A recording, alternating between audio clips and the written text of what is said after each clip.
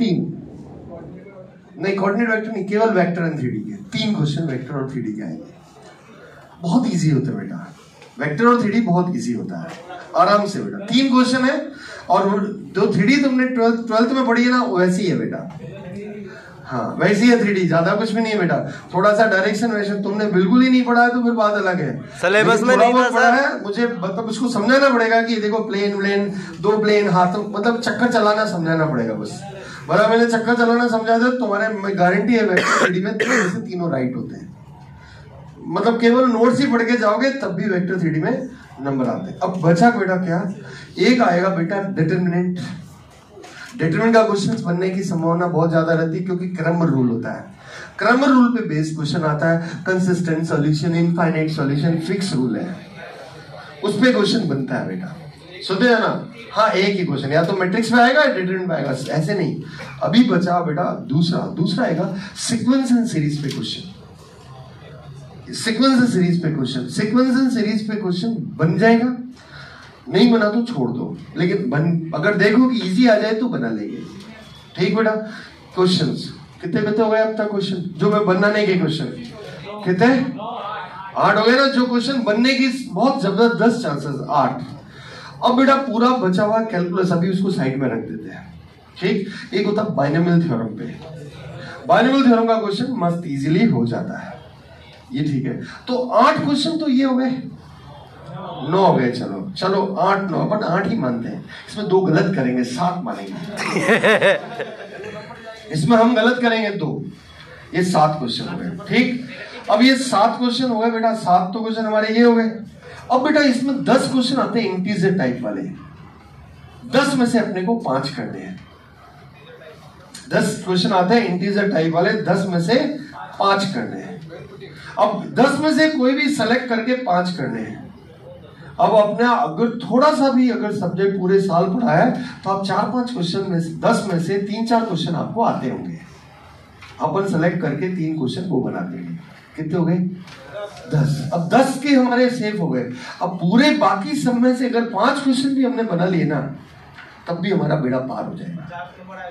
आगे 50% आ गए बेटा, और 50% हमारा सिलेक्शन होगा।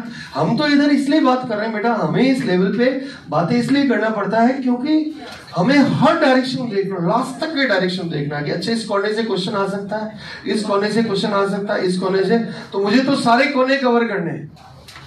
इसलिए मुझे तो और तुम्हें भी बेटा सारे कोने देखने हैं। वो तो बाद की एग्जाम की बात है, स्ट्रेटेजी देखेंगे। अभी तुम्हारे हो सकता है इस टेस्ट में तुम्हारे 10% ही नंबर आए कई बच्चों के, 20% नहीं आया तो घबराना नहीं है।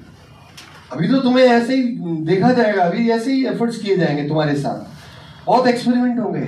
कभी तुम्हारा मन खुश हो जाएगा, कभी कहेगा कि अच्छा नंबर बच्चों का हमारा, तो पेपर को थोड़ा सा स्लो कर देंगे, थोड़े बच्चे कहेंगे अच्छा इस टेस्ट में नंबर आए। ये तो टीचर के ऊपर डिपेंड करता है कि तुम्हें दुखी किया जाए या सर आप ये बेटा ये टीचर पे डिपेंड करता है कि तुम्हें किस तरह से, अगर ये प्लानिंग स्ट्रेटेजी से काम करोगे ना तो तुम्हारा काम 100% बनेगा। और हैपेसेड हो गया, मेरे को कुछ नहीं आता, मन दुखी हो गया, सारा सत्यानाश। जब हमें लगता है ना कि हमारे 2-4 चीजें बिगड़ती तो अपन पूरा ही बिगाड़ देते हैं। हाँ अपन कह देते हैं ये सारी चीजें बिगड़ गई, ऐसा नहीं, ऐसा मत करना, तुम रिलैक्स रहना, प्लानिंग से करना। भैया एक टॉपिक है, मैं कहता हूँ 50% पेपर को बहुत 50% टॉपिक को बहुत अच्छा कर लो, 50% टॉपिक को अच्छा कर लो, और 50% जो टॉपिक तुम्हें खराब लग रहे हैं कोई बात नहीं, क्लास को देख लो कि सर क्या कह क्या रहे हैं, बस उसके कॉन्सेप्ट को समझ लो। भाई सर ने जो पढ़ाया है 50%, जो अच्छे टॉपिक के जो मेरे को आते हैं बहुत खतरनाक, उस पर तो मैं कितने परसेंट ले आऊंगा? 70% ले आऊंगा। अरे जो अच्छे टॉपिक है, जो मुझे अच्छे से बहुत कंट्रोल है मेरे पे, उसमें 70% तो ले आऊंगा। और मेरे को समझ में नहीं आते हैं इसके टॉपिक पे, मान लीजिए मेरे के बचे 10 क्वेश्चन में से 20 क्वेश्चन बचे थे, 10 में से मैं 6 तो कर ही लूंगा, अच्छा मुझे आता है। 10 में से 6 तो मैं कर ही लूंगा, जो मेरे पास कंट्रोल है। 10 में से 60% तो अगर मेरा कंट्रोल है तो 6 तो क्वेश्चन कर लूंगा ना, और जो मुझे नहीं आता वो 3 क्वेश्चन कर लूंगा। 10 में से 3 कर लूंगा तो भाई 10 में से वो गए तो अपने 7 नंबर वहां आ रहे थे, 7 क्वेश्चन वहां हो रहे थे, और 6 और 3 9, तो कितने हो गए? 7 और 9 16 अच्छे नंबर होते हैं बेटा। 16 मैथ्स में ठीक होते हैं, तो घबराना नहीं है कि तुम्हारे नंबर ही नहीं आएंगे। हाँ, तुम्हें अगर मैं कह दूं कि पेपर में ऐसा बनाऊं जिसका लेवल थोड़ा सा ठीक हो तो नंबर कम भी आएंगे, और हम करेंगे ऐसा। मैं तुम्हें कह रहा हूँ पेपर ऐसा भी आएगा कि तुम्हारे नंबर आएंगे 20%। तुम कहोगे, बच्चे कहेगा सर हमारे 100% आ रहे थे, अब तो 20% आ रहे हैं हमारी, वैसे ऐसा कुछ नहीं। वो लेवल के ऊपर डिपेंड करता है कि पेपर कैसा बनाया जाता है, वो बच्चों को ऊपर नीचे करने के लिए। क्योंकि बच्चा किसी को क्या है, कोई बच्चे फुदकते भी बहुत आता है, किसी को थोड़ा थोड़ा आता है ना मैडम, उसको भी जमीन पे रखना पड़ता है। सही कह रहा हूँ मैडम, उनको भी जमीन पे रखना पड़ता है। सीख रहा है, नाटक मत कर, चुपचाप सीख। और कभी लगे कि यार बहुत दुखी हो रहा, थोड़ा पेपर इजी कर दूं जी। ये सारा खेल बेटा ये टीचर्स का काम है, और वो सिस्टम बहुत अच्छे से करेगा तुम्हारे साथ। कभी तुम्हें दुखी भी होंगे, कभी खुश भी होंगे, लेकिन अपने एक ही हथियार है कि मन हमारा शांत रहना चाहिए, कंसिस्टेंट रहना चाहिए। मन को ऐसे कम नंबर आ रहे हैं, कोई बात नहीं, अगली बार भाई हम हमारी तरफ से मेहनत कर रहे हैं, बाकी सब ईश्वर को छोड़ दो। बस इतना, 2 घंटे पढ़ो, लेकिन ऐसा पढ़ो कि भाई सब मजा आ जाए।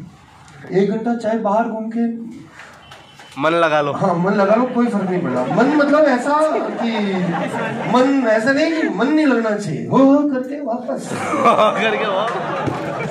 मन अपने आप को इन्वॉल्व कभी नहीं करना जीवन में, क्योंकि ये खेल सारा किसका, दिमाग का। दिमाग आपका ब्लॉक हो गया तो गए, और दिमाग ब्लॉक नहीं हुआ तो कोई बात नहीं, कोई दिक्कत नहीं। चले आगे बेटा, नेक्स्ट। हाँ बेटा, हाँ अरे ये तो आते ही बेटा, इतनी सारी रामायण की इसमें बन जाएंगे। लेकिन बच्चे मैं कह रहा हूँ छोड़, इसको भी छोड़। अब तो लास्ट वाली बातें करते हैं। हाँ, पीएनसी पहले क्या जमाना था जब पीएनसी और प्रॉपर्टी के क्वेश्चन ऐसे आते थे कि दिमाग खराब हो जाता था, तो बच्चों ने उसको करना ही बंद कर दिया। तो फिर आईआईटी वालों ने देखा बेटा बच्चे करेंगे नहीं, तो फिर वो क्वेश्चन इजी देना चालू कर दिया उसने।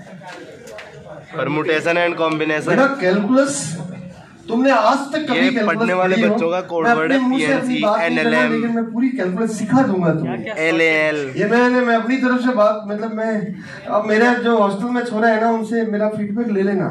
थोड़ा सा ऐसे ही है, ये सरकावा है थोड़ा मास्टर, वो आप मेरा फीडबैक बच्चे हॉस्टल में मिल जाएंगे कि तुम्हें पूछ लेना कौन पढ़ाता है, एनसी सर पढ़ाते हैं, तो कहेंगे यार ये बहुत खाएंगे बहुत, क्योंकि जो मैं पहचान लेता हूँ उससे पीछे पड़ जाता हूँ। मैं पीछे पड़ने की मेरी आदत है, और मेरे को क्या सब्जेक्ट से ज्यादा मुझे बच्चों की साइकोलॉजी पे काम करने का शौक है कि बच्चा कैसे सोचता है, किस तरह सोचता है। सब्जेक्ट पे तो काम हो गया है, ठीक है, लेकिन खास चीज है कि बच्चे को मैं मेरे सब्जेक्ट को किस तरह से तोड़ू मरोड़ू ताकि टॉपिक इजी हो जाए, वो मैं उस पर काम करता हूँ। बाकी क्वेश्चन पे तो पहले भी काम किया है बेटा। तो साइकोलॉजी के अकॉर्डिंग मेरे नोट्स को मैं अपने लेक्चर्स को किस तरह से बहुत सिंप्लीफाई बनाऊं कि उससे काम बहुत अच्छे से बन जाए। तो वो मैं तभी बना सकता हूं जब क्लास में बच्चों के साथ मेरा इंटरेक्शन हो, और यही मेरा काम है बेटा, ये मेरा प्रोफेशन है। इस प्रोफेशन के साथ, जैसे तुम अपने प्रोफेशन के साथ अच्छे स्टडी के साथ ईमानदार हो, तो मैं भी अपने प्रोफेशन के साथ मुझे बहुत ऑनेस्ट रहना पड़ेगा, तभी मैं ग्रो करूंगा। डेफिनेटली हर आदमी बहुत बड़ा बनना चाहता है, हर आदमी, तुम भी बड़े बनना चाहते हो, मैं भी बड़े बनना चाहता हूँ। Yes dear, yes dear.